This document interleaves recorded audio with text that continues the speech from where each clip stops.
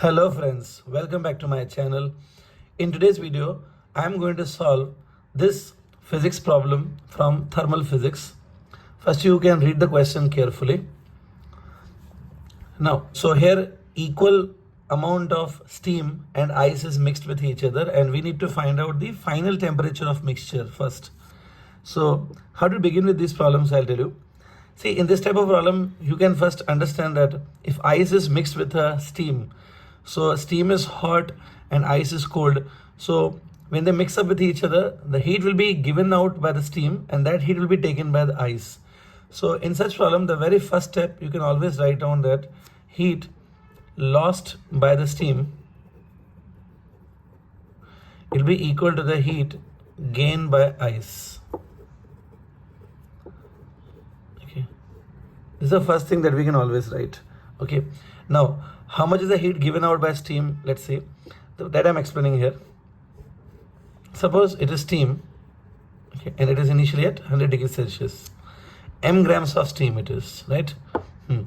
Now, when this steam loses the heat, when it gives the heat, the steam will condense into water. First steam at 100 degree, if it gives the heat, it becomes water at 100 degree. This you call as a condensation, right? Steam condensed, okay? So in this condensation, see, steam will turn into water. So heat given out by the steam will be M into L, ml. Here L is a latent heat of steam and M is a mass of steam.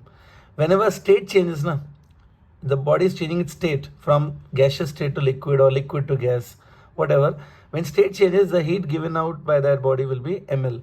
Here L is a latent heat of steam. Okay. So first of all, heat lost by steam will be this much, ml. Okay. M into L.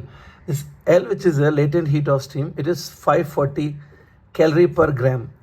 So this L I'm taking 540 calorie per gram into this M. This is a heat lost by steam.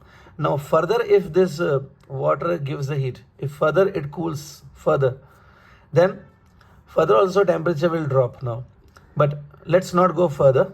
First you hold it here. Let's assume that this much we did. Further cooling is happening or no, we don't know. So first we'll stick to this. Now this heat lost by steam will be obviously equal to heat gained by ice. Now coming to ice. Let's say we are having m grams of ice and it is at 0 degrees Celsius, right? Now this ice will absorb the heat. As this ice will absorb the heat, this ice will become water at 0 degrees Celsius. Means ice will melt. Again here state changing, so heat taken by ice will be ml. Okay, it's a heat taken by ice. This L is a latent heat of ice. Latent heat of ice is 80. Okay, 80 calorie per gram, and m is mass. So this is a heat required by ice to convert into water.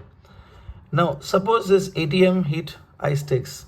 Okay, then it becomes water at 0 degree.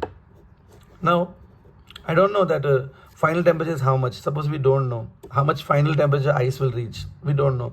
I'm just assuming that suppose this ice reaches to 100. Let us see that how much heat it requires to reach up to 100. If this water at 0 become water at 100, let's see how much heat it requires. So here the heat required will be ms delta T. Because here temperature is changing. So heat required for changing temperature is ms delta T. M is again mass of ice. S is the specific heat of water. Specific heat of water is 1 calorie per gram. And delta T change in temperature. From 0 it is going till 100. So change in temperature is 100. Okay. So it requires heat 100 m. This 100 m and this 80 m. Together it requires 180 m. Okay. So ice requires 180 into m heat to go from 0 degrees Celsius to water at 100 degrees Celsius. 180 m it requires. Okay. So ice require only 180 m heat, see, but steam is giving 540 m of heat, see. It obviously means ice can easily reach to 100 degrees Celsius. For reaching to 100, it require heat only 180 m, which easily steam can give. Steam is giving 540 m of heat. Okay, so since 180 m is less than 540 m, means heat gained by ice to reach 100, it's very less compared to heat lost by steam. So it means it shows that final temperature will be 100 degree. Easily the ice will reach to 100. Okay, steam will not go downwards. Steam remains at 100. The final temperature we can assume that it will be 100 degrees Celsius. Okay, I hope it's clear. It's very simple, make it very clear. Ice require only 180 into M heat for reaching up to 100. See here, this thing. But this heat 180 into M, it can be easily given by steam, because steam can give you the heat 540 M. So easily the water will reach to 100 degree. I hope it's clear. Now we also have to find out the final composition of this mixture. Means finally how much steam will be there in a container and how much finally ice or water will be there. What's the final composition we need to find? So see, since 540 is a large amount of heat compared to 180, so it means that steam completely will not condense into water. No need. The complete steam will not condense also.